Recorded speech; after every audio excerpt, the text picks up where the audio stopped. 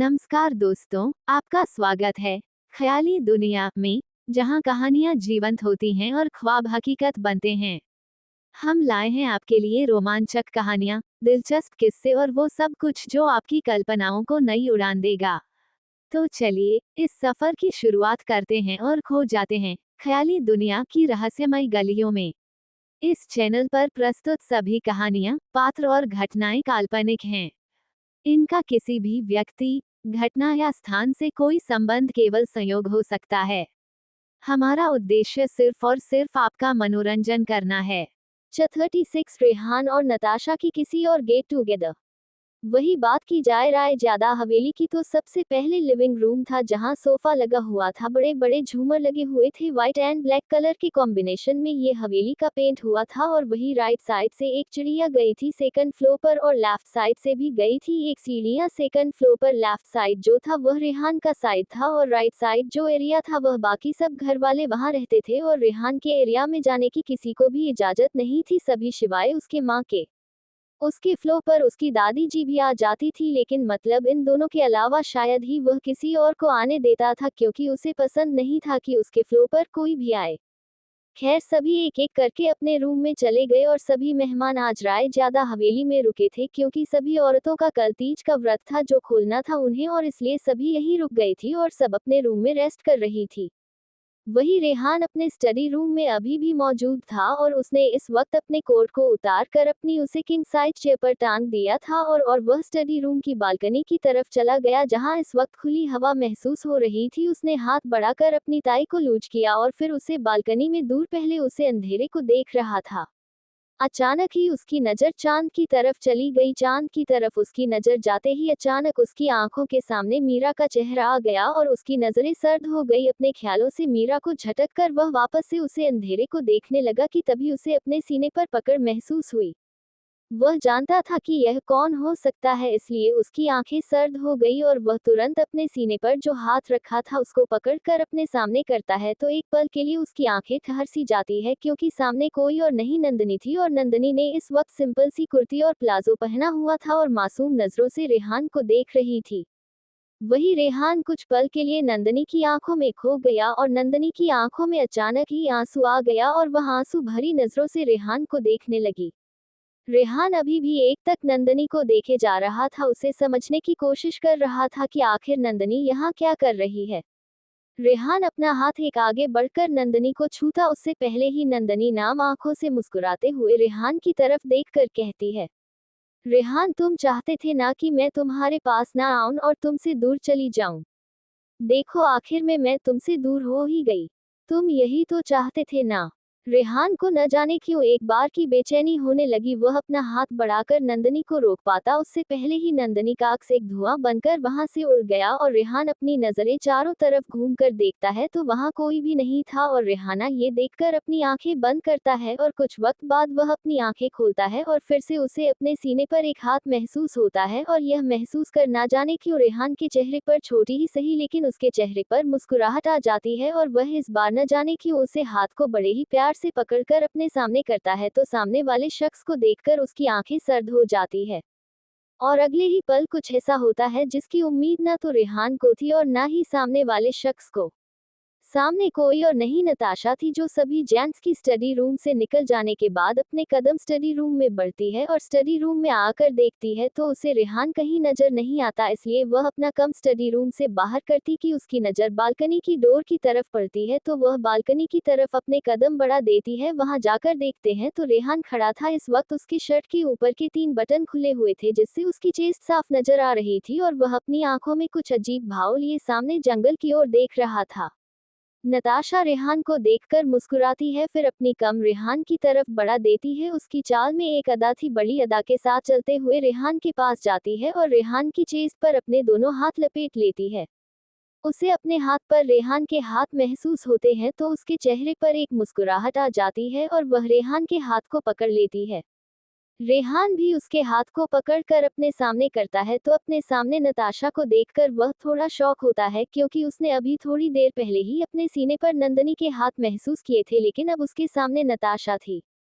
अगले ही पल नताशा आगे बढ़कर रेहान के गले लग जाती है और रेहान जो अपने सामने नताशा को देखकर सोने और समझने की कोशिश कर रहा था कि आखिर उसे नंदनी क्यों दिखाई दे रही है, सपने में उसने कभी नंदनी को भाव ही नहीं दिया था तो फिर अब मेरा क्यों उसे दिख रही है। हो यही सब चीज सोच रहा था कि तभी उसे अपनी गर्दन पर नताशा के हाथ महसूस होते हैं। रेहान जो अभी तक अपने ख्यालों में अटका हुआ था, इसकी नजरें भले ही नताशा पर थी लेकिन उसके ख्यालों में मीरा का कब्जा था। वह अपने ख्यालों में खोया हुआ था कि अपने होठों पर उसे नताशा के होंठ महसूस होते हैं। वह इस सेंस से बाहर आता है कि अगले ही पल नताशा उसे काफी गहराई के साथ किस करने लगती है। रेहान भी उस किस में बहक जाता है और नताशा के किस का जवाब देने लगता है। स्टडी का डोर नताशा ने पहले ही बंद कर दिया था और नताशा इस वक्त बालकनी में खड़ी होकर रेहान को किस कर रही थी। रेहान भी नताशा की किस का बराबर जवाब दे रहा था। अभी किस करते हुए कुछ ही मिनट हुए थे कि नताशा रेहान की कमर पर अपने दोनों पैर रख लेती है और रेहान भी नताशा को संभालते हुए अपनी बाहों में उठाकर रेलिंग से लगाकर काफी शिद्दत के साथ किस करने लगता है। दोनों इस किस में बहकने लगे थे। करीब 20 मिनट बाद रेहान नताशा के लिप्स को छोड़ता है तो रेहान के साथ साथ नताशा भी गहरी सांस लेने लगती है। रेहान अब बैठ चुका था इसलिए वह नताशा के नेक पर किस करने लगता है और नताशा का हाथ इस वक्त रेहान की गर्दन में था। दोनों इस वक्त पूरी तरह से बहक चुके थे। रेहान पूरी तरह से नताशा में खो चुका था कि तभी उन लोगों को किसी चीज के गिरने की आवाज आती है जिससे रेहान होश में आता है और अपनी गोद से नताशा को उतरता है। नताशा भी उतरती है और अपने कपड़े और बाल ठीक करने लगते हैं।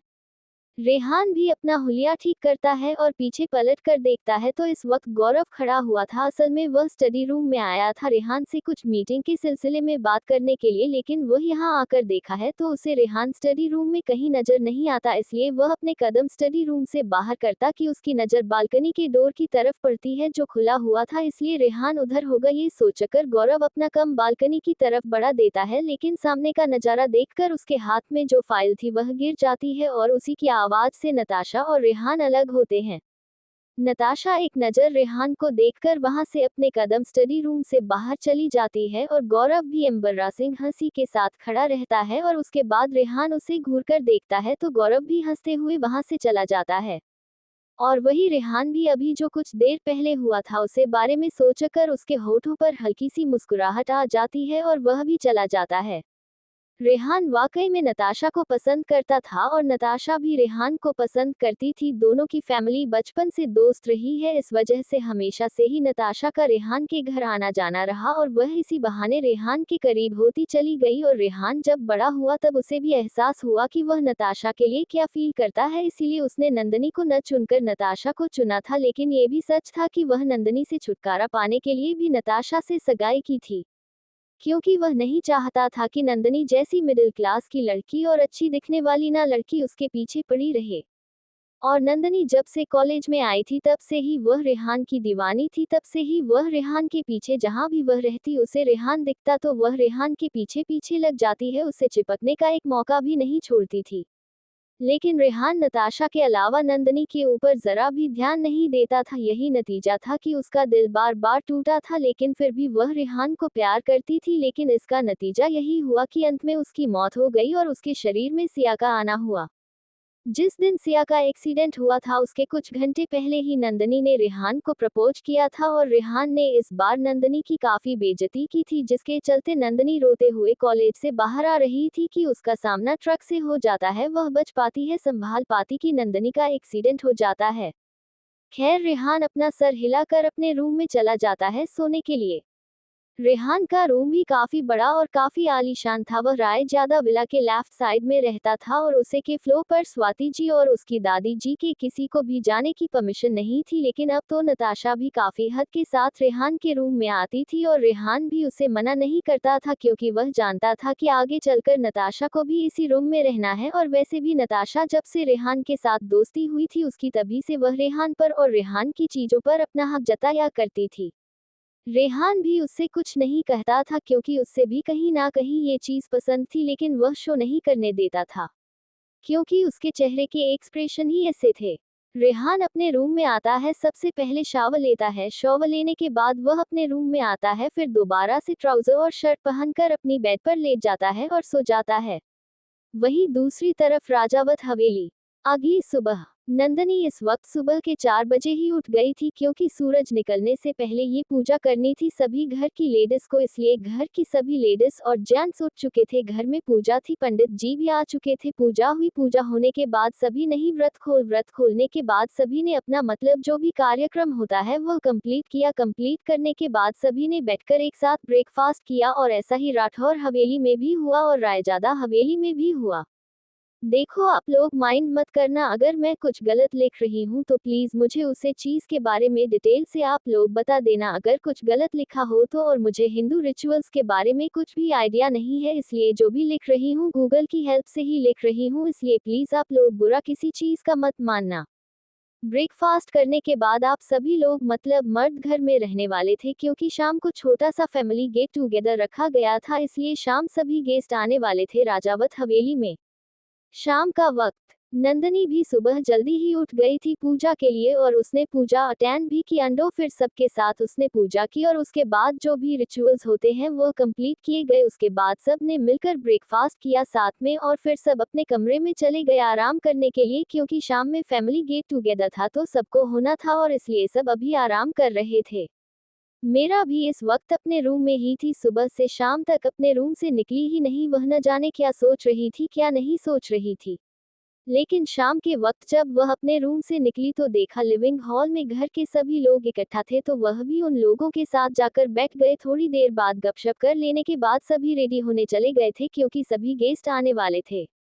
वैसे इस फैमिली गेट टुगेदर में मेन गेस्ट राठौर फैमिली थी। राठौर फैमिली के सभी सदस्य आ गए थे और अगर कोई नहीं आया था तो वह रुद्रम था। आज शाम से ही नंदनी के सर में बहुत दर्द हो रही थी, इसलिए वह अपने रूम में आराम कर रही थी। और वही जब ये बात अस्तित्व को पता चली तो उसने भी नंदनी को आराम करने को कहा और तबीयत ठीक रहे तभी बाहर आने को कहा उसने। नंदनी ने भी उसकी बात में सहमति से सर हिलाया और अस्तित्व उसके सर को चूम कर चला गया था। इस वक्त राठौर फैमिली बस बड़े ही आए थे, बच्चे आए ही नहीं थे। इस वक्त दादा दादी जी के साथ अभिनंदन जी, अस्वस्तिका जी, सक्षम जी, सरला जी और अर्जुन जी, अर्चना जी और अभिराज जी और आलिया जी, यह सभी लोग आए थे। राजावत फैमिली की लेडीज में भी इनका स्वागत अच्छे से किया और सभी बैठकर बातें कर रहे थे। और फिर वहां आस्था और नंदनी का आना हुआ। आस्था और मीरा आकर सभी बड़ों का आशीर्वाद लेती है और फिर जाकर अपनी जगह पर बैठ जाती। नंदनी की तबीयत अब पहले से बेहतर थी इसलिए वह यहाँ मौजूद थी। इस वक्त नंदनी ने एक Anarkali white and pink colour के कॉम्बिनेशन में अनारकली सूट पहना था और वही आस्था ने इस वक्त व्हाइट एंड पर्पल कलर की कॉम्बिनेशन में अनारकली सूट उसने भी पहना हुआ था। दोनों ही आकर सभी बड़ों से आशीर्वाद लेती है और फिर अपनी जगह पर बैठ जाती है। दोनों के ही चेहरे पर बहुत प्यारी मुस्कुराहट थी। वही अस्वस्तिका जी जब आस्था को देखते हैं तो न जाने क्यों उनके मन में एक ख्याल सा आता है और वह आस्था को एक तक देखती देखती रहती है। वही आस्था को जब अपने ऊपर किसी की नजरें महसूस होती है तो वह भी अपने नजरें उठाकर अस्वस्तिका जी की तरफ देखती है, जिसके बदले में आस्था भी मुस्कुरा देती है और अस्वस्तिका जी भी मुस्कुरा देता है। आज के लिए इतना ही, मिलते हैं कल। Take care, bye. 37 अस्वस्तिका जी की मन की बात। वही दूसरी तरफ राजावत हवेली। अगली सुबह नंदनी इस वक्त सुबह के 4 बजे ही उठ गई थी क्योंकि सूरज निकलने से पहले ये पूजा करनी थी सभी घर की लेडीज को, इसलिए घर की सभी लेडीज और जेंट्स उठ चुके थे। घर में पूजा थी, पंडित जी भी आ चुके थे। पूजा हुई, पूजा होने के बाद सभी ने ही व्रत खोलने के बाद सभी ने अपना मतलब जो भी कार्यक्रम होता है वह कंप्लीट किया। कंप्लीट करने के बाद सभी ने बैठकर एक साथ ब्रेकफास्ट किया और ऐसा ही राठौर हवेली में भी हुआ और रायजादा हवेली में भी हुआ। देखो आप लोग माइंड मत करना, अगर मैं कुछ गलत लिख रही हूँ तो प्लीज मुझे उसे चीज के बारे में डिटेल से आप लोग बता देना अगर कुछ गलत लिखा हो तो। और मुझे हिंदू रिचुअल्स के बारे में कुछ भी आइडिया नहीं है, इसलिए जो भी लिख रही हूँ गूगल की हेल्प से ही लिख रही हूँ, इसलिए प्लीज आप लोग बुरा किसी चीज का मत मानना।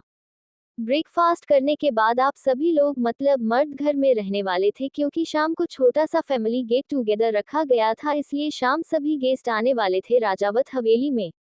शाम का वक्त नंदनी भी सुबह जल्दी ही उठ गई थी पूजा के लिए और उसने पूजा अटेंड भी की अंडो, फिर सबके साथ उसने पूजा की और उसके बाद जो भी रिचुअल्स होते हैं वो कंप्लीट किए गए। उसके बाद सब ने मिलकर ब्रेकफास्ट किया साथ में और फिर सब अपने कमरे में चले गए आराम करने के लिए क्योंकि शाम में फैमिली गेट टुगेदर था तो सबको होना था और इसलिए सब अभी आराम कर रहे थे। मेरा भी इस वक्त अपने रूम में ही थी, सुबह से शाम तक अपने रूम से निकली ही नहीं। वह न जाने क्या सोच रही थी, क्या नहीं सोच रही थी। लेकिन शाम के वक्त जब वह अपने रूम से निकली तो देखा लिविंग हॉल में घर के सभी लोग इकट्ठा थे, तो वह भी उन लोगों के साथ जाकर बैठ गए। थोड़ी देर बाद गपशप कर लेने के बाद सभी रेडी होने चले गए थे, क्योंकि सभी गेस्ट आने वाले थे। वैसे इस फैमिली गेट टुगेदर में मेन गेस्ट राठौर फैमिली थी। राठौर फैमिली के सभी सदस्य आ गए थे, और अगर कोई नहीं आया था तो वह रुद्रम था। आज शाम से ही नंदनी के सर में बहुत दर्द हो रही थी, इसलिए वह अपने रूम में आराम कर रही थी। और वही जब ये बात अस्तित्व को पता चली तो उसने भी नंदनी को आराम करने को कहा और तबीयत ठीक रहे तभी बाहर आने को कहा उसने। नंदनी ने भी उसकी बात में सहमति से सर हिलाया और अस्तित्व उसके सर को चूम कर चला गया था। इस वक्त राठौर फैमिली बस बड़े ही आए थे, बच्चे आए ही नहीं थे। इस वक्त दादा दादी जी के साथ अभिनंदन जी, अस्वस्तिका जी, सक्षम जी, सरला जी और अर्जुन जी, अर्चना जी और अभिराज जी और आलिया जी, यह सभी लोग आए थे। राजावत फैमिली की लेडीज में भी इनका स्वागत अच्छे से किया और सभी बैठकर बातें कर रहे थे। और फिर वहां आस्था और नंदनी का आना हुआ। आस्था और मीरा आकर सभी बड़ों का आशीर्वाद लेती है और फिर जाकर अपनी जगह पर बैठ जाती। नंदनी की तबीयत अब पहले से बेहतर थी, इसलिए वह यहाँ मौजूद थी। इस वक्त नंदनी ने एक Anarkali white and pink colour के कॉम्बिनेशन में अनारकली सूट पहना था, और वही आस्था ने इस वक्त व्हाइट एंड पर्पल कलर की कॉम्बिनेशन में अनारकली सूट उसने भी पहना हुआ था। दोनों ही आकर सभी बड़ों से आशीर्वाद लेती है और फिर अपनी जगह पर बैठ जाती है। दोनों के ही चेहरे पर बहुत प्यारी मुस्कुराहट थी। वही अस्वस्तिका जी जब आस्था को देखते हैं तो न जाने क्यों उनके मन में एक ख्याल सा आता है और वह आस्था को एक तक देखती देखती रहती है। वही आस्था को जब अपने ऊपर किसी की नजरें महसूस होती है तो वह भी अपने नजरें उठाकर अस्वस्तिका जी की तरफ देखती है, जिसके बदले में आस्था भी मुस्कुरा देती है और अस्वस्तिका जी भी मुस्कुरा देता है। दोनों ही एक दूसरे को मुस्कुरा कर देखते हैं और फिर आस्था नंदनी से बात करने में बिजी हो जाती है। और दादाजी और दादी जी की नजरें इस वक्त नंदनी के ऊपर ही टिकी हुई थी। हो ना जाने क्या सोच रहे थे नंदनी को देखकर। लेकिन नंदनी को देखकर दादी के चेहरे के हाव भाव थोड़े से बदल गए थे। और वही हाल दादाजी के चेहरे का भी था।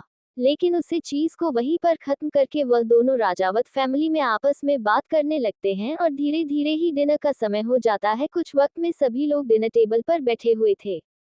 नंदनी और आस्था इस वक्त उठकर डाइनिंग टेबल की तरफ चली गई थी, वहां की थोड़ी सी जांच करने की सब कुछ सही है कि नहीं। और इसी दौरान दोनों फैमिली बैठी हुई थी। जो अस्वस्तिका जी के मन में सवाल था वह आकृति जी की तरफ देखते हुए कहती हैं, वैसे आकृति अपने आस्था का रिश्ता कहीं किया है क्या? अचानक से अस्वस्तिका जी का सवाल सुनकर वहां बैठे सभी लेडीज और जेंट्स की नजरें अस्वस्तिका जी की तरफ चल जाती है। आकृति की, अर्पित जी और सोनाली जी की भी नजरें अस्वस्तिका जी की तरफ थी और वही राठौर फैमिली की भी नजर अस्वस्तिका जी पर टिकी हुई थी। हालांकि सवाल नॉर्मल था, लेकिन ये राजावत फैमिली के लिए नॉर्मल नहीं था। आकृति जी सबकी तरफ देखते हैं तो अस्वस्तिका जी की तरफ देखते हुए कहती हैं, हाँ दीदी क्या हुआ, कोई बात? अस्वस्तिका की आकृति जी की तरफ देखते हैं और फिर अपनी फैमिली अपने हस्बैंड अभिनंदन जी की तरफ देखती है और इशारे से कुछ कहती है, जिसके बदले में अभिनंदन जी इशारे में कुछ कहते हैं। उन दोनों की इशारेबाजी देखकर राजावत फैमिली भी एक दूसरे को देखते हैं और फिर कोई कुछ कहता उससे पहले ही अस्वस्तिका जी सब की तरफ देखते हुए कहते हैं, आकृति मुझे तुम्हारी आस्था बहुत पसंद आई है, अपने बेटे अहीर के लिए क्या तुम हमें अपनी आस्था दोगी? अस्वस्तिका जी की बात सुनकर वहां एक पल को शांति सी छा जाती है और आकृति जी अपने हस्बैंड अखंड जी की तरफ देखते हैं और वही राजवर्धन जी अपने सामने बैठे दयानंद जी को देखते हैं, जो मुस्कुराते हुए अपनी बड़ी बहू को देख रहे थे। एक पल को तो उनकी जान निकल गई थी, यह सोचकर कि वह कहीं रुद्रम के लिए रिश्ता ना मांग रही हूँ, क्योंकि वह रुद्रम की मोहब्बत और उसकी जुनून से पूरी तरह से वाकिफ थे। लेकिन जब वह हीर का नाम लेती है तब उनके चेहरे पर सुकून छा जाता है। उनको भी इस रिश्ते से कोई आपत्ति नहीं थी, वह भी चाहते थे कि राजावत खानदान की बेटियां उनके घर की बहू बने। खैर आकृति जी ने अखंड जी की तरफ देखा तो अखंड जी अपने पिताजी राजवर्धन जी की तरफ देखते हैं तो राजवर्धन जी आंखों से ही कुछ इशारा करते हैं, जिसे समझकर अखंड जी आकृति हाथ पर अपना हाथ रखते हैं और पलके झपका देते हैं। इसके बदले में आकृति जी के चेहरे पर मुस्कुराहट आ जाती है और वही मुस्कुराहट सोनाली जी और अर्पित जी के चेहरे पर भी आ जाती है और राजावत परिवार के जेंट्स भी मुस्कुराने लगते हैं और वही अस्तित्व के चेहरे पर भी मुस्कुराहट आ जाती है और राठौर फैमिली भी मुस्कुराने लगते हैं क्योंकि उनका जवाब मिल गया था। लेकिन फिर भी आकृति की अस्वस्तिका जी की तरफ देखती है और अपना कर हिलाते हुए कहती है, अब दीदी आपको हमारी आकृति अपने अहीर के लिए पसंद है तो हमें भी कोई आपत्ति नहीं है, इस रिश्ते से हम भी खुश हैं। बस फिर क्या था, दोनों फैमिली खुश हो जाती है और यह बात पीछे खड़ी नंदनी और आस्था ने भी सुन ली थी, जहां नंदनी के चेहरे पर 440 वोल्ट की स्माइल की वही आस्था के चेहरे पर भी मुस्कुराहट थी। आखिर हो भी क्यों ना, आस्था और आहिल एक दूसरे को हमेशा से पसंद करते आए थे। हिडन लव कह सकते हैं, दोनों का हिडन लव था बचपन से ही और यह बात घर में ज्यादा किसी को नहीं पता थी एवं किसी को पता ही नहीं था और ना ये बात किसी को पता चलने दी थी दोनों ने। लेकिन आज आकर अस्वस्तिका जी का आस्था के लिए हाथ मांगना आस्था के लिए काफी खुशी की बात थी। वही राठौर फैमिली और राजावत फैमिली आपस में मिलकर यह फिक्स करने लगते हैं कि आखिर कब उन दोनों की एंगेजमेंट की जाए। इसलिए राजवर्धन जी और दयानंद जी ये तय करते हैं कि कल सुबह पंडित जी को बुलाकर अच्छा सा मुहूर्त निकलवा लेते हैं। दिन का वक्त हो जाता है और सब लोग डिनर के लिए डाइनिंग टेबल पर आ जाते हैं और सभी खाना खाने लगते हैं। वही मीरा इस वक्त दादाजी के बगल वाली चेयर पर बैठी थी और उसके बगल में राजवर्धन जी और उसके दूसरे बगल में दयानंद जी बैठे थे और बीच में नंदनी बैठी थी। नंदनी को कभी राजवर्धन जी अपनी प्लेट से निवाला बनाकर खिला रहे थे तो कभी दयानंद जी उसे निवाला बनाकर खिला रहे थे और वही बाकी सब मेंबर ये देखकर हंस रहे थे, मुस्कुरा रहे थे, क्योंकि नंदनी घर में सबसे छोटी थी और सबकी लाडली भी थी। खैर कुछ ही वक्त में सबका डिनर कंप्लीट हो जाता है और सभी लिविंग हॉल में आकर बैठ जाते हैं। कुछ देर बात करने के बाद राठौर फैमिली विदा लेकर वहां से चली जाती है और सबको अब सुबह का इंतजार था, क्योंकि पंडित जी सुबह आने वाले थे और सगाई का मुहूर्त कब निकलना है ये भी सब इस पर डिस्कशन करने वाले थे। वही आस्था का रूम। आस्था जब अपने रूम में आती है तो वह दरवाजे की से लगकर खड़ी हो जाती है और उसने दोनों हाथ इस वक्त दरवाजे पर रखे हुए थे और उसके चेहरे पर एक मुस्कुराहट थी जो उसे काफी दिलकश बना रहे थे, खूबसूरत बना रही थी। और वह वैसे ही लगे हुए अभी जो कुछ देर पहले तय हुआ उसके बारे में सोचने लगती है। अस्वस्तिका जी का आना और उसके लिए हाथ मांगना ये सब न जाने क्यों आस्था को एक सपना सा लग रहा है। अस्वस्तिका जी का आना और उसके लिए हाथ मांगना ये सब न जाने क्यों आस्था को एक सपना सा लग रहा था।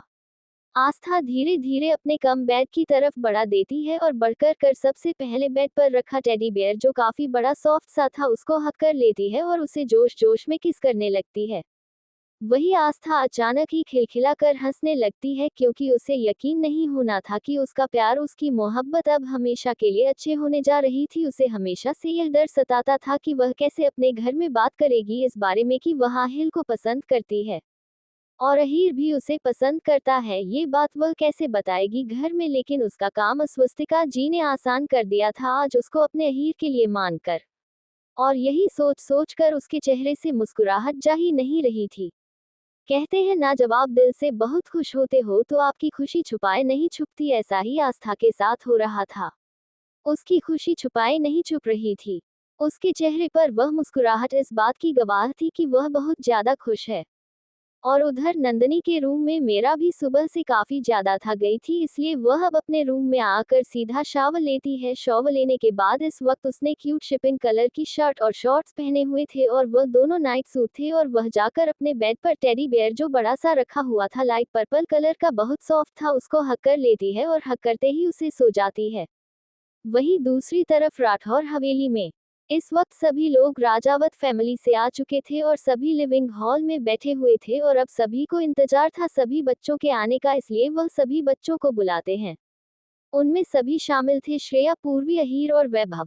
सभी आकर बैठे थे। अब इंतजार था तो सिर्फ रुद्रम का, क्योंकि रुद्रम अभी तक ऑफिस से आया नहीं था और इस वक्त रात के 10:30 बज रहे थे। स्वस्तिका जी वही अपने हस्बैंड अभिनंदन जी के साथ बैठी हुई थी और उन्हीं के साथ सक्षम जी अपनी बेगम साहिबा सरला जी के साथ बैठे हुए थे, अर्जुन जी अर्चना जी के साथ बैठे थे, अभिराज जी आलिया जी के साथ बैठे हुए थे। असल में राठौर फैमिली के बच्चे इसलिए भी नहीं गए थे क्योंकि सबको काम था। पूर्वी अपनी पढ़ाई में बिजी थी और श्रेया को कुछ वर्क कंप्लीट करने थे, उसमें बिजी थी, और अहीर को प्रेजेंटेशन कंप्लीट करनी थी। रुद्र में इस वक्त ऑफिस में था और वैभव उसके एग्जाम होने वाले थे, इसलिए वह नहीं गया था। खैर कुछ ही वक्त में रुद्रम भी आ जाता है। रुद्रम सबको लिविंग हॉल में देखकर एक पल के लिए ठहरता है और फिर वह जाकर सिंगल सोफे पर किसी राजा की तरह बैठ जाता है। उसके बैठे ही दयानंद जी और सरस्वती जी जो वहीं मौजूद थी और एक दूसरे को देखते हैं, और फिर सरस्वती जी अपनी बड़ी बहू स्वस्तिका जी को देखते हैं जो अपने हस्बैंड जी को देख रही थी। रुद्रम कुछ देर तक उन्हें देखता रहता है और सबकी तरफ देखते हुए कहता है, अगर आप सबकी इशारेबाजी हो गई हो तो आप सब बता सकते हैं कि आप सब इस वक्त यहाँ क्या कर रहे हैं अपनी रूम में होने की बजाय। उसकी आवाज में काफी शक्ति थी जिसे महसूस करके अस्वस्तिका जी अपनी बेटी की तरफ देखते हैं और फिर अहीर की तरफ देखते हुए रुद्रम से कहती हैं, रुद्रम तुमसे एक बात कहनी थी। रुद्रम भी अपनी माँ की तरफ देखा है और अपना कर हिलता है जिसके बदले में अस्वस्तिका जी कहती है, वह हमने आहिल का रिश्ता कर दिया है राजावत खानदान की बड़ी बेटी के साथ। रुद्रम सबकी तरफ अपनी निगाह उठकर देखता है और उसकी नजर जाकर अहीर के ऊपर टिक जाती है और वह अपनी माँ की तरफ देखते हुए कहता है, मॉम आपको ये बात अहीर से पूछनी चाहिए, मुझसे नहीं। अस्वस्तिका जी अपनी नजर उठाकर अहीर की तरफ देखती है तो वह उन्हें सवालिया नजरों से देख रहा था कि आखिर उसकी माँ किस रिश्ता तय करके आई है। लेकिन स्वस्तिका जी जल्दी कंफ्यूजन दूर करते हुए कहती है, हम नहीं राजावत खानदान के बड़े बेटे अखंड राजावत और आकृति राजावत की बेटी आस्था राजावत के साथ अपनी अहीर का रिश्ता फिक्स किया है और कल सुबह पंडित जी आने वाले हैं। तुम दोनों की सगाई कब होगी उसका मुहूर्त निकालने के लिए। अस्वस्तिका जी के इतना बोलते ही अगले ही पल कुछ ऐसा होता है जिसकी उम्मीद यहाँ पर मौजूद किसी ने भी नहीं की थी सिवाय एक को छोड़कर। क्या हुआ है और क्या नहीं हुआ है ये जानने के लिए पढ़ते रहिए मेरी कहानी रिबॉर्न इन बुक। 38 अहीर की खुशी और रुद्रम की सनक। वहीं दूसरी तरफ राठौर हवेली में इस वक्त सभी लोग राजावत फैमिली से आ चुके थे और सभी लिविंग हॉल में बैठे हुए थे और अब सभी को इंतजार था सभी बच्चों के आने का, इसलिए वह सभी बच्चों को बुलाते हैं। उनमें सभी शामिल थे श्रेया, पूर्वी, अहीर और वैभव।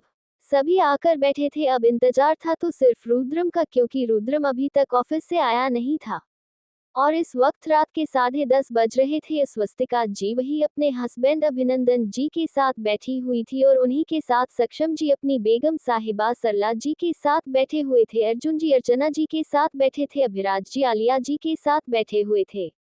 असल में राठौर फैमिली के बच्चे इसलिए भी नहीं गए थे क्योंकि सबको काम था। पूर्वी अपनी पढ़ाई में बिजी थी और श्रेया को कुछ वर्क कंप्लीट करने थे, उसमें बिजी थी, और अहीर को प्रेजेंटेशन कंप्लीट करनी थी। रुद्र में इस वक्त ऑफिस में था और वैभव उसके एग्जाम होने वाले थे, इसलिए वह नहीं गया था।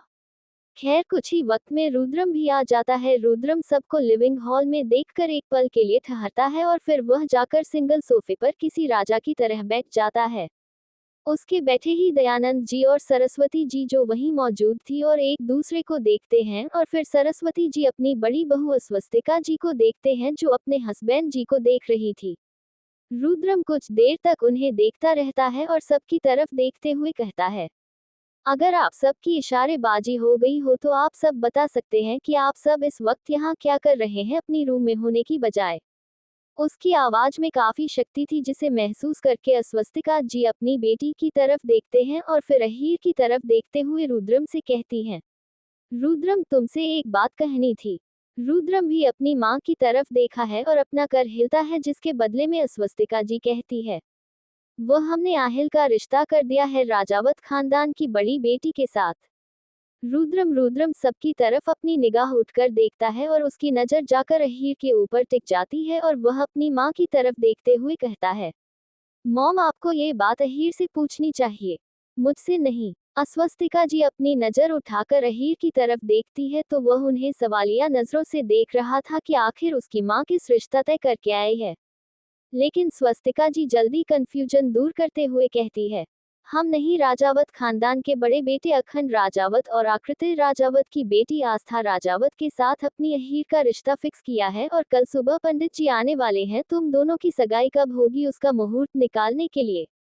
अस्वस्तिका जी के इतना बोलते ही अगले ही पल कुछ ऐसा होता है जिसकी उम्मीद यहाँ पर मौजूद किसी ने भी नहीं की थी सिवाय एक को छोड़कर। असल में हुआ ये था कि जब स्वस्तिका जी ने यह बात कही, आहिल वहां कुछ पल तक एकदम फ्रिज होकर बैठा था। जब उसने अपनी माँ की बात सुनी और उसके बाद जब उसने बांध की बात सुनी तो वह खुशी से पहले नहीं समय और वह तुरंत अपनी जगह से खड़े होकर अपनी माँ के गले लग गया और उन्हें अपनी बाहों में उठाकर गोल गोल घुमाने लगा। वही उसके एक्सप्रेशन की ऐसी उम्मीद रुद्रम को थी, लेकिन बाकी घर वालों में से किसी को भी नहीं थी। वही अभिनंदन जी अपने बेटे की बाहों में अपनी बीवी को देखकर जलन से भर गए और वह खड़े होकर अपना कदम अहीर की तरफ बढ़ाया और अहीर की बाहों से अपनी भी स्वस्तिका को अपनी ओर खींच लिया।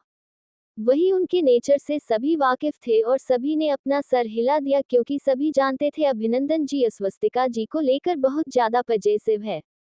वही स्वस्तिका जी जो अभी कुछ देर पहले शॉक में थी और उन्हें इस शॉक से उभरने का मौका नहीं मिला कि उन्हें दूसरा शॉक मिल गया अपने पति द्वारा, जो सबके सामने उनको अपनी बाहों में खींच लिया और घूरकर अपने बेटे को देख रहे थे। वही अहीर अपने पापा को ऐसे देखा है तो उसके चेहरे पर एक मुस्कुराहट आ जाती है। वह भी अपने कदम आगे बढ़कर अपने पापा के गले लग जाता है, क्योंकि उसकी खुशी ही ऐसी थी जैसे उसे बिना मांगे बहुत कुछ मिल गया हो। और ऐसा हुआ भी था। अहीर अपने कदम स्वस्तिका जी की तरफ बढ़ते हुए कहता है, माँ मेरी प्यारी माँ, आपने तो मेरे दिल की बात कह दी। पता है मैं आपसे बात करने ही वाला था लेकिन हिम्मत नहीं हो रही थी, लेकिन आपने मेरी दिल की मुराद पूरी कर दी। आप कितनी अच्छी हो माँ। वही अहीर के इस कन्फेशन से सबके चेहरे पर सवाल या भाव नजर आने लगे, क्योंकि उन्हें समझ में नहीं आ रहा था कि आहिल ऐसा क्यों कह रहा था। वह सभी जानना चाहते थे, इसलिए सभी की कंफ्यूजन दूर करते हुए दादाजी कहते हैं, अपने अहीर को आस्था पहले से पसंद थी और आस्था आहिल एक दूसरे को बचपन से पसंद करते हैं और यह बात ये दोनों जल्द ही करने वाले थे। लेकिन उससे पहले स्वस्तिका जी की तरफ देखते हुए दादाजी अपनी आगे की बात कहते हैं, आपने मेरे दिल की बात कह दी बड़ी बहू। अब जाकर सभी को अहीर का इतना खुश होना समझ में आया था और सभी खुश भी हो गए थे। वही स्वस्तिका जी भी आहिल को देखकर उसके माथे को चूमती उससे पहले ही अभिनंदन जी उन दोनों के करीब आते हैं और स्वस्तिका जी को अपनी ओर खींच लेते हैं। और वही ये देखकर सब मुंह दबाकर हंसने लगते हैं। वही अहीर का मुंह ऐसा हो गया था जैसे मानो न जाने उससे क्या छिन गया हो। वही अभिनंदन जी अहीर को घूरते हुए कहते हैं, मेरी बीवी से तुम दूर रहो समझे। अहीर भी अभिनंदन जी की बातों का जवाब देते हुए कहता है, आपकी बीवी होगी वह बाद में, लेकिन वह मेरी माँ है और मैं उनसे दूर नहीं रहूंगा। अभिनंदन जी गुस्से में अपने दांत किटकीते हुए अहीर को गुस्से में घूरते हुए कहते हैं, भूलो मत वह तुम्हारी माँ से पहले मेरी बीवी है और आइंदा से मेरी बीवी के करीब मत जाना, वरना प्रोजेक्ट के लिए ऐसी जगह भेजूंगा ना कि वहां से जल्दी आ नहीं पाओगे और आस्था से मिल नहीं पाओगे।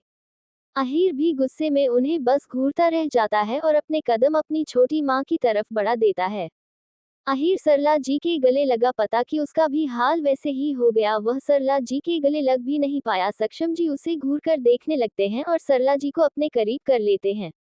रुद्रम ये सब चीज देखकर वह पहले ही अपने रूम की तरफ चला गया था और दादा और दादी जी भी अपने रूम में चले गए थे। अब वहां हाल में सिर्फ अभिनंदन जी स्वस्तिका की थी और सक्षम की सरल की थी अभिराज और आलिया जी थी।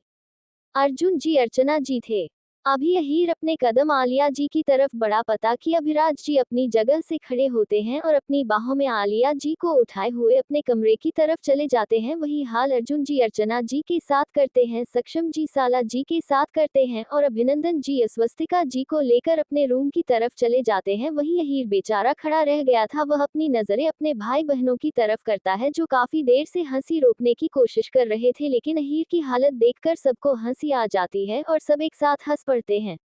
वही रुद्रम का रूम। रुद्रम अपने रूम में आता है और सबसे पहले वह जाकर शावर लेता है। शावर लेने के बाद वह एक ट्राउजर में आता है और अपने कदम अपने पेंटिंग रूम की तरफ बढ़ा देता है। रुद्रम पेंटिंग रूम का डोर ओपन करता है तो गहरी सांस लेता है और उसके बाद वह एक खाली पोर्ट्रेट लेकर उस पर पेंटिंग करने लगता है। रुद्रम ने कुछ ही वक्त में अपनी पेंटिंग कंप्लीट कर ली थी और वह उसे पेंटिंग को जुनून के साथ देख रहा था और उसके होठों पर एक हल्की मुस्कुराहट थी और वह उसे पेंटिंग को देखते हुए सनक के साथ कहता है, तुम कल भी मेरी थी जाना और आज भी मेरी हो और हमेशा मेरी रहोगी। तुम पर कोई भी अपना हक नहीं जाता सकता सिवाय मेरे। ऐसा कहते हुए वह बेहद दीवानगी के साथ नंदनी की पेंटिंग पर हाथ फेरने लगता है और उसको जुनून आंखों से देखते हुए कहता है, तेरे जिस्म पे, तेरी रूह पर, बस हक है एक मेरा। बस हक है एक मेरा। ऐसा कहकर वह जोर जोर से हंसने लगता है और उसकी हंसी पूरे रूम में सुनाई देती है। वह तो रूम साउंड प्रूफ था, वरना रुद्रम की हंसी सुनकर श्रेया और पूर्वी तो पक्का ही डर जाती। खैर, रुद्रम अपने पेंटिंग रूम से निकलता है और अपने कदम अपने रूम की तरफ बढ़ा देता है। वह जाकर लेट जाता है। लेते ही उसे कुछ याद आता है और वह उठकर अपने कदम कबर्ड की तरफ बढ़ा देता है और वहां एक वार्डरोब ओपन करता है तो उसमें एक दुपट्टा रखा हुआ था जो कि व्हाइट एंड पर्पल कलर का था। रुद्र उसे दुपट्टे को अपने हाथ में लेता है और बेहद दीवानगी के साथ उसे दुपट्टे को देखने लगता है और वह अपनी नोज के पास लाकर उसे गहराई के साथ स्मेल करता है और फिर उसके चेहरे पर एक डेविल मुस्कुराहट उभर आती है और वह उसे दुपट्टे को देखते हुए कहता है, जाना तुम पर और तुम्हारी चीजों पर सिर्फ और सिर्फ रुद्रम सिंह राठौर का हक है, किसी और का नहीं। यहाँ तक कि तुम्हारी यह जो सांसें चल रही है, इस पर भी रुद्रम सिंह राठौर का हक है, तुम्हारा खुद का नहीं। रुद्रम की ऐसी बातों से उसकी सनक, उसकी दीवानगी की हद साफ पता चल रही थी। रुद्रम को कोई भी इस वक्त देखा तो उसे रुद्रम साइको ही लगता, क्योंकि रुद्रम इस टाइम ऐसा ही बिहेव कर रहा था। और वह दुपट्टा लेकर रुद्रम फिर से उसे स्मेल करता हुआ बेड के पास आता है और उसे अपने हाथों में पकड़े हुए अपने गले लगा लेता है और वैसे ही अपनी आंखें बंद कर लेता है। रुद्रम ने अभी आंखें बंद ही की थी कि उसके सामने एक मंजर आकर घूम जाता है। वह मंजर कुछ इस तरह था। मुंबई रात का वक्त। रुद्रम में इस वक्त अपनी कार में मौजूद था और बाहर बहुत जोरों की बारिश हो रही थी। वह बारिश बहुत ही जोरदार थी और बरसात की वजह से ट्रैफिक जानवर था। रुद्रम अपनी कार में बैठा फ्रस्ट्रेटेड हो रहा था क्योंकि उसकी एक इम्पोर्टेंट मीटिंग थी, उसे जाना था, लेकिन वह उस ट्रैफिक की वजह से नहीं जा पा रहा था और उसे ट्रैफिक को क्लियर होने में लगभग 1.5 से 2 घंटे लगने वाला था, क्योंकि मुंबई का ट्रैफिक बहुत ही ज्यादा रहता है। रुद्रम की कार जी रोड पर खड़ी हुई थी। उसे कार के साइड में एक कच्ची रोड जाती थी। उसे कच्ची रोड में कुछ बच्चे पानी में उछाल उछाल कर खेल रहे थे, बरसात में बरसात का मजा ले रहे थे। उन्हीं के साथ एक बड़ी लड़की भी थी जो उन बच्चों के साथ हंसते मुस्कुराते हुए खेल रही थी। उसकी मुस्कुराहट बहुत प्यारी थी। रुद्र की नजर जब उधर गई तो कुछ पल के लिए उसकी नजदीक ठहर सी हुई और न जाने क्यों उसे लड़की को देखकर उसका दिल बेतहाशा धड़कने लगा था। वही उसे लड़की की पीठ रुद्रम की तरफ थी, लेकिन रुद्रा को उसे लड़की का चेहरा देखने के लिए काफी ज्यादा उत्सुकता हो रही थी। वह देखना चाह रहा था कि आखिर ये लड़की है कौन जिसकी वजह से उसका दिल इतना धड़क रहा था।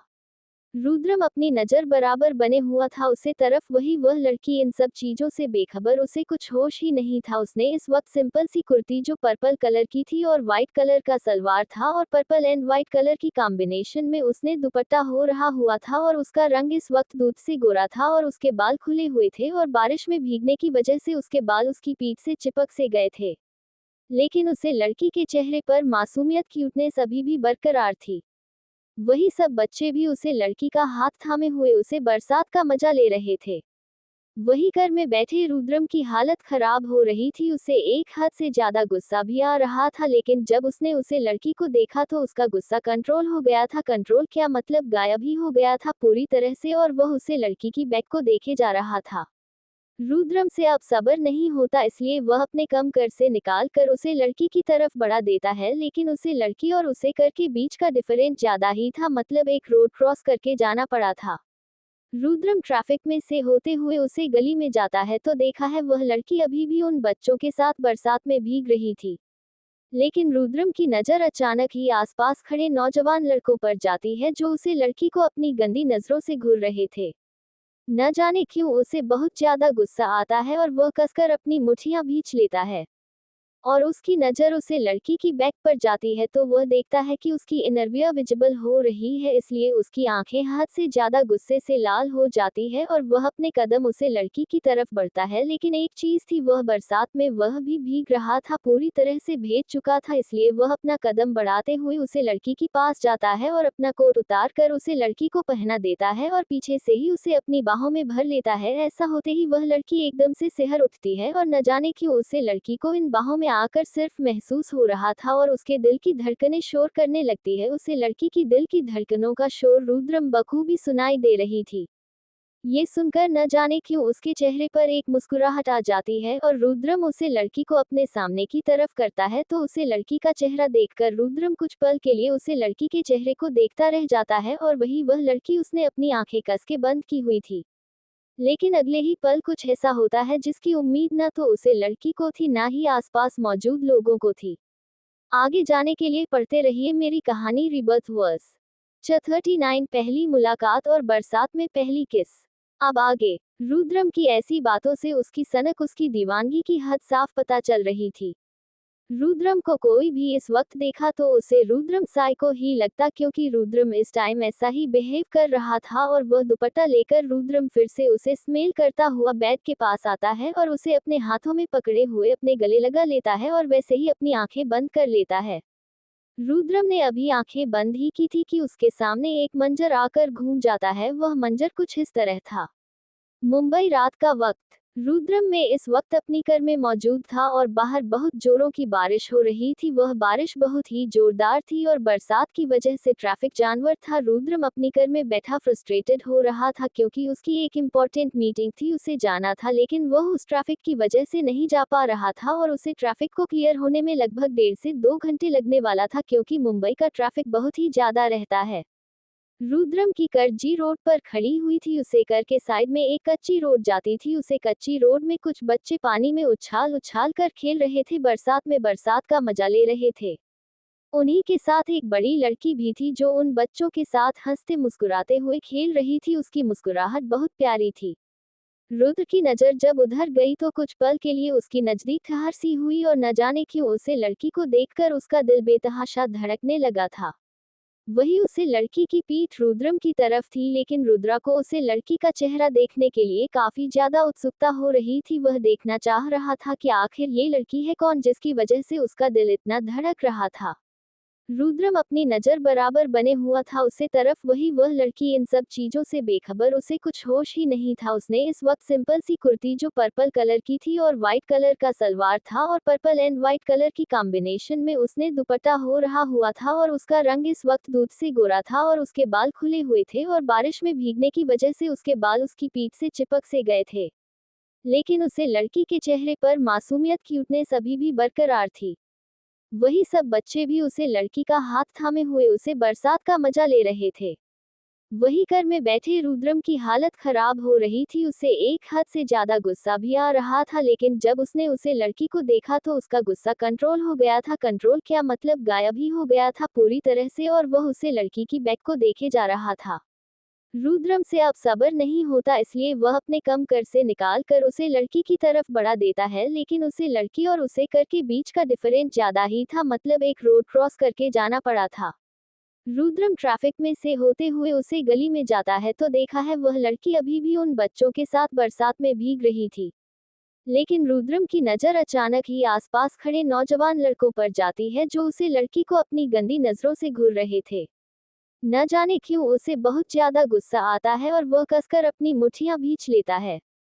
और उसकी नज़र उसे लड़की की बैक पर जाती है तो वह देखता है कि उसकी इनरविया विजिबल हो रही है, इसलिए उसकी आंखें हद से ज्यादा गुस्से से लाल हो जाती है और वह अपने कदम उसे लड़की की तरफ बढ़ता है। लेकिन एक चीज थी, वह बरसात में वह भी भीग रहा था, पूरी तरह से भीग चुका था, इसलिए वह अपना कदम बढ़ाते हुए उसे लड़की के पास जाता है और अपना कोट उतार कर उसे लड़की को पहना देता है और पीछे से ही उसे अपनी बाहों में भर लेता है। ऐसा होते ही वह लड़की एकदम से सिहर उठती है और न जाने क्यों उसे लड़की को इन बाहों में आकर सिर्फ महसूस हो रहा था और उसके दिल की धड़कनें शोर करने लगती है। उसे लड़की की दिल की धड़कनों का शोर रुद्रम बखूबी सुनाई दे रही थी। ये सुनकर न जाने क्यों उसके चेहरे पर एक मुस्कुराहट आ जाती है और रुद्रम उसे लड़की को अपने सामने की तरफ करता है तो उसे लड़की का चेहरा देखकर रुद्रम कुछ पल के लिए उसे लड़की के चेहरे को देखता रह जाता है और वही वह लड़की उसने अपनी आंखें कस के बंद की हुई थी। लेकिन अगले ही पल कुछ ऐसा होता है जिसकी उम्मीद न तो उसे लड़की को थी ना ही आसपास मौजूद लोगों को थी। रुद्रम जब उसे लड़की के चेहरे को देखा है तो कुछ पल तक देखता रह जाता है, क्योंकि उसे लड़की का चेहरा दूध सा सफेद था, आंखें बंद थी, हाथ के नीचे बीच बीच में एक दिल था जो उसकी खूबसूरती को चांद का टीका लगा रहा था। और वही रुद्रम की नजर उसके होठों पर जाकर ठहर जाती है। उसके होंठ इस वक्त कब-कबा रहे थे, शायद रुद्रम की मौजूदगी और उसकी करीबी से उसे लड़की ने अपनी आंखें खोलने की जरा भी सहमत नहीं उठाए और वही रुद्र उसे लड़की के चेहरे को देखकर उसे अपना गला सूखता हुआ महसूस हो रहा था और वह धीरे धीरे करके लड़की की तरफ झुकने लगा।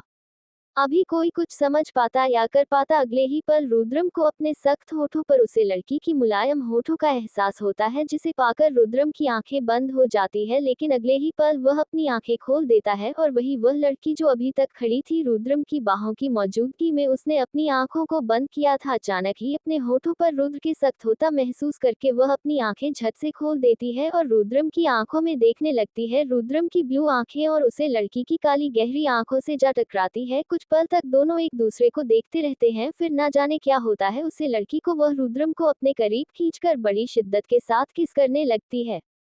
वहीं आसपास खड़े मौजूद लोग यह नजारा देखकर अपनी नजरें घूम लेते हैं। वहीं रुद्रम के बॉडीगार्ड और ड्राइवर जो रुद्रम को गाड़ी से निकलता हुआ देखते हैं और एक लड़की के पास जाता हुआ देखते हैं तो वह हैरान हो जाते हैं। लेकिन अगले पल तो उनकी हैरानी का और ठिकाना नहीं रहता, क्योंकि वह अपने सामने अपने बॉस को किसी लड़की को किस करता हुआ देख रहे थे। बॉडीगार्ड आकर तुरंत रुद्रम और उस लड़की को घेर लेते हैं और वही उनकी तरफ नजर उठाने की कोशिश किसी ने भी नहीं की थी। वही बच्चे अभी तक वहीं खड़े थे और वह बच्चे अपनी मासूम नजर से अपने सामने खड़े दो लोगों को देख रहे थे जो एक दूसरे की किस में पूरी तरह से खोए हुए थे।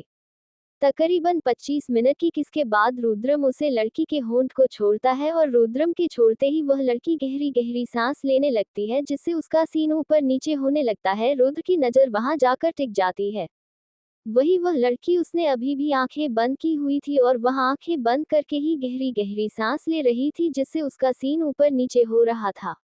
जिस पर रुद्रम की नजर बराबर बनी हुई थी, उसे लड़की के होठों पर किस करने की वजह से उसे लड़की के होंठ और भी पिक दिखने लगे थे। रुद्रम दोबारा से उसे लड़की के होठों को कैप्चर कर लेता है और काफी पैशनेट होके किस करने लगता है। वही वह लड़की जो अभी गहरी गहरी सांस लेकर खुद को संभाल ही रही थी कि दोबारा से अपने होठों पर सख्त होता महसूस करके उसकी पकड़ रुद्रम की कॉलर पर काश जाती है और वह रुद्रम को कस के पकड़ लेती है, क्योंकि उसकी सांसें अभी भी नॉर्मल नहीं हुई थी। रुद्रम दोबारा उसे किस करना शुरू कर दिया था। खैर, यह वाली किस रुद्रम ज्यादा देर तक नहीं करता और जल्दी उसे लड़की के होठों को रिहा कर देता है। वह लड़की जब अपने होंठ को रहा महसूस करती है तो वह रुद्रम की सीने पर अपना सर रखकर गहरी गहरी सांस लेने लगती है। वही रुद्रम उसे लड़की को गले लगा लेता है और उसके बैक को सहलाते हुए कहता है, ब्रेथ जाना, ब्रेथ जाना। वही वह लड़की रुद्रम के सीने से लगे रहती है और जाना कहे जाने पर वह अपनी नजरें उठाकर रुद्रम की आंखों में देखती है तो उसकी आंख काली गहरी आंखें रुद्रम की नीली आंखों से जा टकराती है और वह लड़की फिर से रुद्रम की आंखों में खोने लगती है कि तभी उसे अपनी पीछे से एक लड़की की आवाज आती है।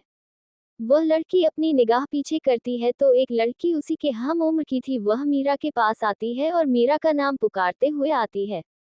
वही रुद्रा मीरा नाम सुनकर उसके चेहरे पर एक मुस्कुराहट आ जाती है जो काफी दिलकश थी। वही उसके चेहरे पर मुस्कुराहट देखकर मीरा को न जाने क्यों बहुत अच्छा लग रहा था और वह अपनी आंखों में प्यार लिए रुद्रम की तरफ देख रही थी। वही रुद्रम भी उसकी आंखों में देख रहा था। कुछ पल तक यूं ही देखने के बाद मीरा अपना ध्यान वहां से हटती है और अभी जो कुछ थोड़ी देर पहले उनके बीच हुआ वह सब सोचने लगती है और जिसे सोचकर उसके चेहरे पर एक लालिमा छा जाती है। लेकिन अगले ही पल उसका चेहरा गुस्से से लाल हो जाता है। वह अपनी नजरें उठाकर सामने देखती है तो सामने कोई नहीं था। वह अपने अगल बगल भी देखती है तो वहां कोई नहीं था। मीरा को आवाज देने वाली अनविका थी। अनविका जाकर मीरा का हाथ पकड़ती है और उसे ले जाते हुए कहती है, मीरा की बच्ची, तुझे पता है ना तुझे बुखार हो जाता है और तुम बरसात में भीग रही है। तुझे पता है ना कल कॉलेज में एग्जाम है और अगर तूने एग्जाम की टाइम बीमार हो गई तो कैसे देगी तू एग्जाम। खुद का ख्याल नहीं रखती है, मुझे रखना पड़ता है तेरा ख्याल। मेरा अनविका की बातों का कोई जवाब नहीं देती है और वह अभी कुछ देर पहले जो कुछ हुआ उसे बारे में सोचने लगती है। उसके जहां में वही सब चीज चल रही थी, उसकी दिलो दिमाग पर सिर्फ और सिर्फ रुद्रम छाया हुआ था। उसका करीब आना, उसकी करीबी से मीरा का दिल धड़काना, उसकी मौजूदगी से मीरा की सांस थम जाना और उसके किस करने से मीरा को दिली खुशी होना, ये सब मीरा को समझ में नहीं आ रहा था कि आखिर ऐसा उसके साथ क्यों हो रहा है कि वह रेहान से प्यार करती है। ऐसा मीरा का मानना था, लेकिन मीरा का प्यार रेहान के लिए कभी था ही नहीं, वह सिर्फ एक अट्रैक्शन था। यह मीरा कभी समझ ही नहीं पाए, लेकिन जब सिया उसके शरीर में आए तब वह ये बात समझ चुकी थी कि मीरा का सिर्फ और सिर्फ अट्रैक्शन है, रेहान के लिए वह प्यार है ही नहीं। प्यार तो वह अपने हुकुमसा से करती है। वही मीरा के जाने के बाद रुद्रम दोबारा से उसे जगह पर आता है तो उसकी नजर आसपास दौड़ आता है तो वह कहीं भी नजर नहीं आती। ये देखकर उसकी आंखें अचानक ही सर्द हो जाती है और वह बॉडीगार्ड को देखा है जो नजर झुकाकर खड़े थे। लेकिन रुद्रम की नजर एक जगह जाकर ठहर जाती है। वह चीज थी दुपट्टा जो मीरा ने उड़ा हुआ था। रुद्रम उसे दुपट्टे को अपने हाथ में पकड़ता है और अपने साथ रख लेता है। रुद्रम उन सब को देखकर ऑर्डर देते हुए कहता है, Find her otherwise will be ready for your punishment. ऐसा कहकर वह गुस्से में अपने कदम अपनी कर की तरफ बढ़ा देता है और कर में जाकर बैठ जाता है। वह कुछ ही वक्त में मुंबई के अपने ऑफिस ब्रांच में पहुंच जाता है और अपनी मीटिंग अटेंड करने के बाद वह अपने केबिन में बैठा ही होता है कि उसके केबिन का डोर लॉक होता है और वह अपनी ठंडी आवाज में उसे शख्स को अंदर आने को कहता है। तो इस वक्त विष्णु आया था। विष्णु के हाथ में एक फाइल थी। वह फाइल रुद्रम की तरफ बढ़ा देता है। रुद्रम जब उसे फाइल को लेता है तो सबसे पहले उसमें बहुत सारी मीरा की तस्वीर थी। मीरा उसमें काली लग रही थी लेकिन फिर भी वह बहुत खूबसूरत लग रही थी। रुद्र मीरा की तस्वीरों को देखते हुए उस पर हाथ फेरते हुए जुनूनी और शिद्दत भरी आवाज में कहता है, जाना तुमने दिल धड़काया है रुद्रम सिंह राठौड़ का, और इस दिल में अब तुम बस गई हो। इस दिल से निकल नहीं सकती तुम, और न ही मैं तुम्हें निकलने दूंगा। रुद्रम की यह बातें केबिन में मौजूद विष्णु ने भी सुनी थी। विष्णु को अंदाजा हो गया था कि उसके बॉस को मोहब्बत हो गई है, वह भी बेइंतहा वाली। इसलिए वह अपने बॉस के बारे में सोचकर खुश भी था और उत्सव भी था अपनी लेडी बॉस को देखने के लिए। अचानक रुद्रम के मन में एक सवाल आया कि आज जब रुद्रम ने मीरा को देखा था सामने से तो वह काफी गोरी थी। उसे यह बात समझ में नहीं आई कि आखिर मीरा इन तस्वीरों में काली कैसे है। रुद्रम जब आप आगे का पेज टर्न करता है तो उसमें थोड़ी बहुत जानकारी थी, ज्यादा नहीं थोड़ी बहुत। उसमें मीरा के अपार्टमेंट का पता भी लिखा हुआ था। रुद्रम ने अपने आदमियों से कहकर एक रेड बुके बनवाया और मीरा के अपार्टमेंट भेज दिया। एवरीवन, आप सबको याद होगा कि हमने दूसरे चैप्टर में यह चीज मेंशन की कि मीरा जब अपने अपार्टमेंट का डोर ओपन करती है तो उसके अपार्टमेंट की डोर पर एक चिट के साथ एक रेड रोज का बुके था जिसे वह अपने साथ राजस्थान लेकर आई थी। रुद्रम का ये रोज का हो गया था। रोज उसको एक चिट और रोज का बुके उसे रोज भिजवाता था और मीरा उसे बुके को रोज देखती थी। उसे बरसात की बात से रुद्रम की मुलाकात मीरा से नहीं हुई थी, लेकिन मीरा क्या करती है, कब कॉलेज जाती है, कब अपार्टमेंट में रहती है, कब वह मार्केट जाती है वेजिटेबल खरीदने, कब वह ग्रोसरी लेने मार्केट जाती है, ये सब चीजों का उसे बराबर पता था। क्योंकि रुद्रम ने उसके पीछे अपना एक बॉडीगार्ड लगाया हुआ था जो पल पल की खबर रुद्रम को देता था। मीरा का एक्सीडेंट हुआ था, ये बात भी रुद्रम को पता थी। एक्सीडेंट के बाद मीरा का बदला जाना, यह बात भी रुद्रम को पता थी। और भी बहुत सी चीज जो अब तक हुई है, वह सभी चीजों के बारे में रुद्रम को पता था। आखिर वह राजस्थान का होने वाला हुकुम सा था तो उसके बारे में ये सब चीज पता करना बहुत आसान बात थी।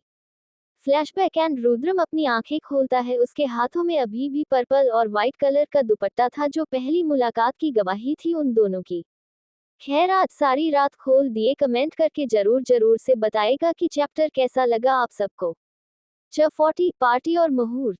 उसके केबिन का डोर लॉक होता है और वह अपनी ठंडी आवाज में उसे शख्स को अंदर आने को कहता है। तो इस वक्त विष्णु आया था। विष्णु के हाथ में एक फाइल थी। वह फाइल रुद्रम की तरफ बढ़ा देता है।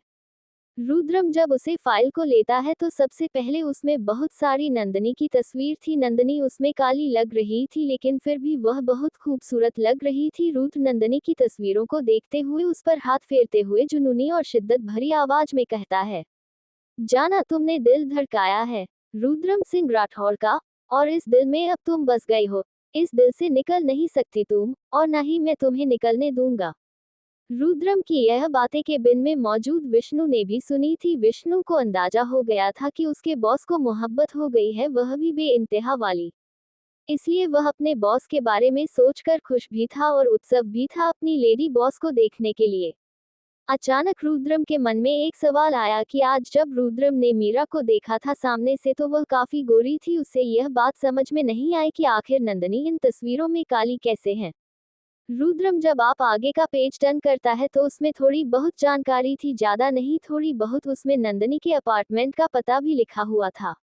रुद्रम ने अपने आदमियों से कहकर एक रेड बुके बनवाया और नंदनी के अपार्टमेंट भेज दिया। एवरीवन, आप सबको याद होगा कि हमने दूसरे चैप्टर में यह चीज मेंशन की कि नंदनी जब अपने अपार्टमेंट का डोर ओपन करती है तो उसके अपार्टमेंट की डोर पर एक चिट के साथ एक रेड रोज का बुके था, जिसे वह अपने साथ राजस्थान लेकर आई थी। रुद्रम का ये रोज का हो गया था, रोज उसको एक चिट और रोज का बुके उसे रोज भिजवाता था और मीरा उसे बुके को रोज देखती थी। उसे बरसात की बात से रुद्रम की मुलाकात मीरा से नहीं हुई थी, लेकिन नंदनी क्या करती है, कब कॉलेज जाती है, कब अपार्टमेंट में रहती है, कब वह मार्केट जाती है वेजिटेबल खरीदने, कब वह ग्रोसरी लेने मार्केट जाती है, ये सब चीजों का उसे बराबर पता था, क्योंकि रुद्रम ने उसके पीछे अपना एक बॉडीगार्ड लगाया हुआ था जो पल पल की खबर रुद्रम को देता था। नंदनी का एक्सीडेंट हुआ था, ये बात भी रुद्रम को पता थी। एक्सीडेंट के बाद नंदनी का बदला जाना, यह बात भी रुद्रम को पता थी। और भी बहुत सी चीज जो अब तक हुई है, वह सभी चीजों के बारे में रुद्रम को पता था। आखिर वह राजस्थान का होने वाला हुकुमसा था, तो उसके बारे में ये सब चीज पता करना बहुत आसान बात थी। फ्लैशबैक एंड रुद्रम अपनी आंखें खोलता है, उसके हाथों में अभी भी पर्पल और व्हाइट कलर का दुपट्टा था जो पहली मुलाकात की गवाही थी उन दोनों की। रुद्रम वैसे ही अपने उसे दुपट्टे को गले लगाए हुए उसे नींद आ जाती है और वह गहरी नींद में सो जाता है। अगली सुबह राजावत हवेली। इस वक्त सभी अपने रूटीन के हिसाब से उठ गए थे और सभी ब्रेकफास्ट कर चुके थे। आज कोई भी ऑफिस जाने वाला नहीं था। उसकी एक वजह यह थी कि आज पंडित जी आने वाले थे। आस्था और अहीर की एंगेजमेंट के लिए मुहूर्त निकालना, और दूसरा आज शाम को पार्टी थी जो रुद्रम की तरफ से थी, तो इसलिए कोई भी नहीं जा रहा था आज ऑफिस। मेरा भी अपने डेली रूटीन के हिसाब से उठ गई थी और उठने के बाद वह फ्रेश होकर नहाकर उसने इस वक्त सिंपल सी कुर्ती और प्लाजो पहना हुआ था। सभी के साथ वह ब्रेकफास्ट करती है। ब्रेकफास्ट करने के बाद सभी औरतें पंडित जी का इंतजार करने लगती है, क्योंकि आज पंडित जी आने वाले थे। वही राठौर हवेली में वहां का माहौल भी ऐसे ही था जैसे राजावत हवेली में था। सभी उठ गए थे अपने डेली रूटीन के हिसाब से और सभी ब्रेकफास्ट भी कर चुके थे और आप सभी को इंतजार था तो पंडित जी का। खैर, सबका इंतजार खत्म होता है और पंडित जी आ जाते हैं। पंडित जी आते हैं, सब उनका आदर सत्कार के साथ स्वागत करते हैं। पंडित जी अहीर और आस्था की कुंडली देखे हैं और सभी को बताते हैं। कुंडली के हिसाब से मुहूर्त बहुत अच्छा निकला है और वह मुहूर्त आज का है। पंडित जी की बातें सुनकर सभी हैरान हो जाते हैं कि आज का मुहूर्त, तो दयानंद जी पंडित जी की तरफ देखते हुए कहते हैं, पंडित जी आज कैसे, मतलब इतनी जल्दी सब कैसे होगा, कोई बात का मुहूर्त नहीं है। दयानंद जी की बात सभी को सही लगती है, क्योंकि सभी इतनी जल्दबाजी नहीं करना चाहते थे। लेकिन पंडित जी उन सभी को देखते हुए कहते हैं, मुहूर्त तो है, लेकिन आज का मुहूर्त ज्यादा शुभ है, और अगर इसके बाद का मुहूर्त देखा जाए तो तकरीबन 9 महीने बाद का मुहूर्त है जो अच्छा है, लेकिन आज का मुहूर्त ज्यादा बेहतर है।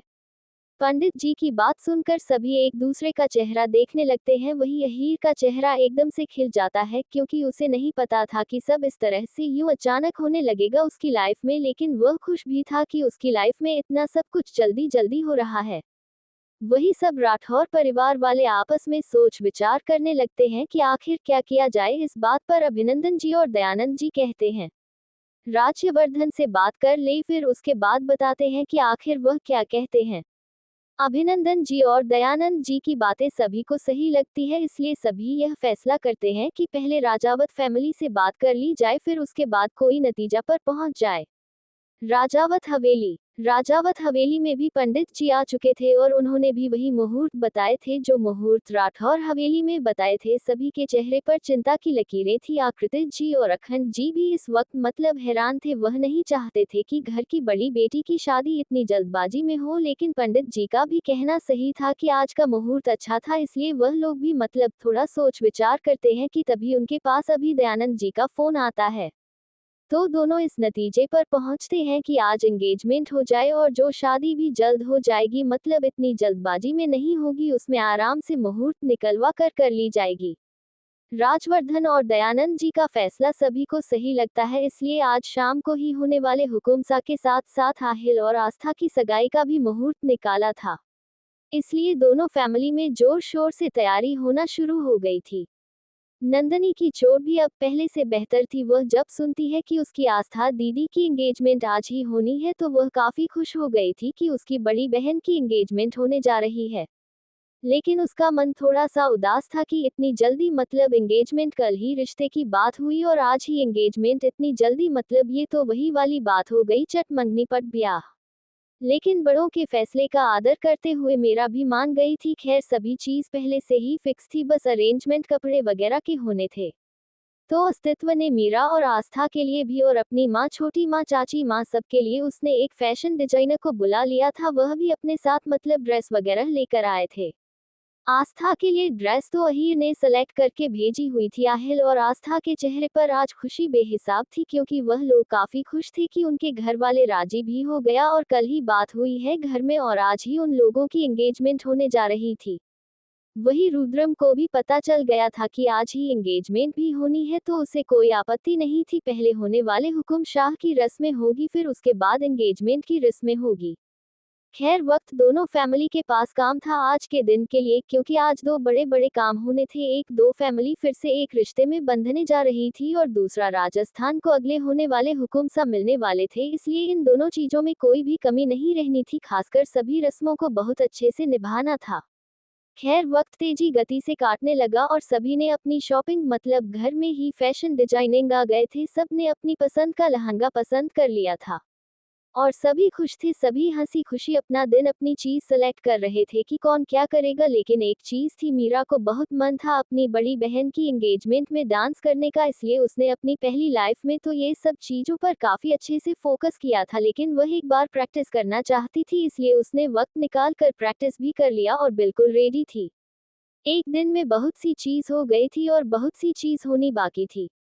और आज का दिन काफी ज्यादा थका देने वाला था, क्योंकि अभी तो कुछ ही काम हुए थे और अभी पूरी शाम और पूरी रात बाकी थी एंजॉयमेंट के लिए। खैर धीरे धीरे वक्त बिता, सुबह से दोपहर हुआ, फिर दोपहर से शाम में वक्त जल्दी बीत गया, किसी को पता भी नहीं चला। सब अपने काम में बिजी थे। सारी घर की औरतें, रस्मों रिवाजों को पहले रखा जाता था राठौर और राजावत फैमिली में, इसलिए कोई भी रस्म चुकने वाली नहीं थी। खैर शाम का वक्त हुआ, सब रेडी हुए। रेडी होने में कुछ वक्त तो लगा ही था, आखिर लड़की वाले जो थे। आस्था ने इस वक्त रेड और गोल्डन कलर का राजस्थानी खड़ा हुआ लहंगा पहना था। उसे लहंगे की डिजाइन में सोने के तार थे और उसे पर चांदी की और सोने के तार से कारीगरी की गई थी, जो बेहद खूबसूरत लग रहा था। और उसे लहंगे की कोटी गोल्डन कलर की थी और दुपट्टा रेड और गोल्डन दोनों की कॉम्बिनेशन का था। गले में सोने और हीरे का नेकलेस था और ओवरऑल राजस्थान में जैसे तैयार हुआ जाता है वैसे ही वह तैयार हुई थी आस्था। पूरा राजस्थानी लोक था, लेकिन थोड़ा नया मॉडल लोक में। वहीं राजावत और राठौर फैमिली की सारी औरतों ने इस वक्त राजस्थानी के हिसाब से, जैसे राजस्थान में लहंगा चोली पहनी जाती थी, वैसे ही सबने पहना था। बस सबके कलर अलग थे, बाकी सब ने वैसे ही पहना हुआ था और सब बेहद खूबसूरत लग रही थी। और सब ने अपने कीमती हीरे और गोल्ड के नेकलेस पहने हुए थे, जो सभी के ऊपर जच रहे थे। वही हमारी नंदनी सबसे अलग, उसने इस वक्त व्हाइट एंड गोल्डन कलर की कॉम्बिनेशन का राजस्थानी लहंगा चोली पहना हुआ था और उसकी चोली व्हाइट कलर की थी और उसकी चोली पर व्हाइट डायमंड से कारीगरी की गई थी और लहंगे पर भी व्हाइट डायमंड से कारीगरी की गई थी। और ये लहंगा खाने को डिजाइनर लेकर आया था, लेकिन भेजा किसी और ने था। अब किसने भेजा था ये सब आप कमेंट करके बताओ। नंदनी के हाथ में इस वक्त एक ज्वेलरी बॉक्स था। उसे ज्वेलरी बॉक्स में डायमंड का नेकलेस था, जो बहुत खूबसूरत था। नंदनी उसे डायमंड के नेकलेस को देखते हैं, जो बहुत एक्सपेंसिव और बहुत ही ज्यादा खूबसूरत लग रहा था। हालांकि वह ज्यादा हैवी तो नहीं था, लाइट सा था, बट वह बहुत खूबसूरत लग रहा था। उसकी डिजाइन बहुत यूनिक थी, जो शायद ही नंदनी आसिया ने अपनी लाइफ में कभी देखा होगा। खैर मेरा भी उसे नेकलेस को पहन लेती है और अपने आप को एक नज़र उसे मिरर में देखती है तो देखती रह जाती है, क्योंकि वह बेहद खूबसूरत लग रही थी। कहना गलत नहीं होगा कि वह आज की लाइन लाइट सबकी चुराने वाली थी। नंदनी आंखों पर हल्के लाइट ब्राउन कलर के आईशैडो लगाए थे और ब्लैक कलर का आईलाइनर लगाया था और पलकों पर मस्कारा, होठों पर बोल्ड रेड लिपस्टिक लगी थी, नाक में नथिया पहनी थी, जिसे राजस्थान में पहनी जाती है और यह घर की सभी औरतों ने पहनी थी। हाथों में भर भर के व्हाइट एंड गोल्डन कलर की चूड़ियां पहनी थी, उसमें से कुछ बैंगल्स गोल्ड की थी। नंदनी तैयार होती है तो उसकी नज़र बद पर रख एक बॉक्स पर जाती है। वो बॉक्स दिखने में लकड़ी का था, लेकिन वह काफी पुराने जमाने का लग रहा था। जैसे पुराने जमाने में लोग लकड़ी का बॉक्स नहीं रखते, लेकिन वह काफी यूनिक लग रहा था। नंदनी जब उसे बॉक्स की तरफ अपने कदम बढ़ाती है तो उसे बॉक्स को अपने हाथ में लेकर खोलती है, तो उसमें बहुत खूबसूरत सी चांदी की पाजेब थी। जो काफी मोटी थी, लेकिन उसे पाजेब में घुंघरू लगे हुए थे जिसकी आवाज दूर तक सुनाई देने वाली थी। नंदनी उसे पाजेब को देखते हैं तो बस देखती रह जाती है, क्योंकि उसे अंदाजा नहीं था कि यह किसने भेजा है। उसने याद करने की कोशिश की कि कौन रख कर गया है यहाँ, लेकिन उसे याद नहीं आ रहा था, इसलिए वह अपने ख्यालों को झटक देती है। सोचती है कि माँ के अलावा कौन रख कर जाएगा, इसलिए वह उसे पाजेब को अपने पैरों में पहनने लगती है। मेरा जब उसे पाजेब को अपने हाथ में लेती है न, तो तभी उसके घुंघरू की आवाज शोर करने लगती है, जिससे उसके चेहरे पर मुस्कुराहट आ जाती है और वह पाजेब की डिजाइन को देखते हैं जो बेहद खूबसूरत और काफी बारीकी के साथ उसे पर डिजाइन की गई थी। वह चांदी की काफी मोटी पाजेब थी। नंदनी उसे पाजेब को अपने पैरों में पहनती है और खड़ी हो जाती है। वह कुछ कम चलती है कि उसका पूरा कमरा घुंघरू की शोर से भर जाता है। वह खुशी से झूम उठती है पायलों का शोर सुनकर। वह सैंडल पहनकर अपने कदम रूम से बाहर करती है तो नीचे लिविंग हॉल में सब इकट्ठा हो गए थे और सभी बाहर निकालने की तैयारी में थे। मेरा भी जल्दी उन लोगों के पास पहुंच जाती है। वही जब सब लोग नंदनी को देखते हैं तो उनकी सांस से एक पल के लिए थम सी जाती है, क्योंकि वाकई में नंदनी बहुत खूबसूरत लग रही थी। आकृति की सरला जी और अर्पिता जी आकर अपनी आंखों से काजल निकाल कर बड़ी बड़ी मीरा की कान के पीछे लगती है और दादी जी एक मत से कहकर नजर उतारने का सामान मांगती है। नंदनी अपने सामने खड़ी माँ, बड़ी माँ, छोटी माँ और अपनी दादी माँ को देख रही थी, जो उसे काफी प्यार भरी नजरों से देख रहे थे। बाकी सब जेंट्स के चेहरे पर भी मुस्कुराहट थी। आस्था भी उसे देखकर मुस्कुरा रही थी। मेरा भी आस्था को देखकर मुस्कुरा देती है। खैर, मेड नजर उतारने वाला सामान लेकर आती है और दादी जी, नंदनी और आस्था दोनों की नजर उतरती है, क्योंकि आस्था भी कम सुंदर नहीं लग रही थी, वह बहुत सुंदर लग रही थी, लेकिन हमारी मीरा से थोड़ा कम। आज के लिए इतना ही, मिलते हैं, चल बाय। दोस्तों, आशा करते हैं कि आपको हमारी यह कहानी पसंद आई होगी। अगर आपने इस सफर का आनंद लिया हो तो हमारे चैनल ख्याली दुनिया को लाइक करें, अपने दोस्तों के साथ शेयर करें, कमेंट में अपनी राय दें और हमारे चैनल को सब्सक्राइब करना न भूलें। मिलते हैं अगली कहानी के साथ, तब तक के लिए अपने ख्यालों में डूबे रहें। धन्यवाद।